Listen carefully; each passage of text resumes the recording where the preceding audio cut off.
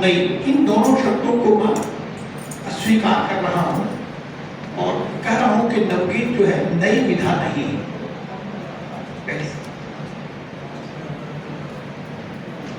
जैसे जब यह मालूम हुआ हमको पहली बार कि ये सूरदास हैं,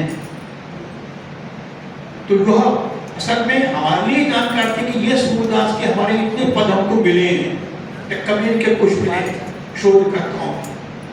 इसका अर्थ नहीं कि वो नहीं थे। उस दृष्टि से मैं विनम्रता के साथ कह रहा हूं,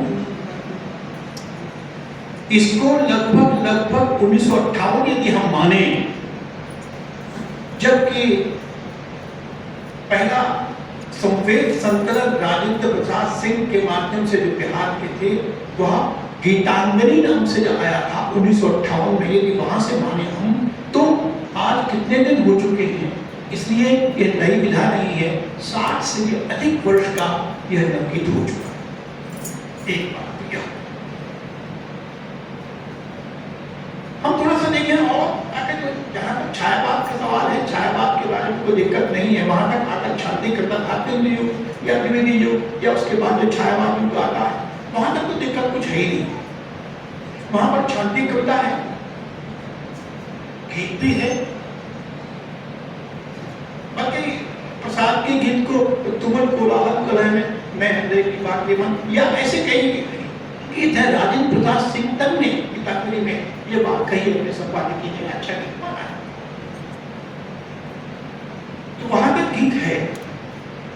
दिक्कत कहाँ हुई, थोड़ा सा और हम प्रगतिवाद के 1936 के बाद की 1943 तक का ये समय जो है हमारा, कि जिसे प्रगतिशील या प्रगतिवाद के रूप में जाने जाते हैं, ये तभी बहुत अधिक थे।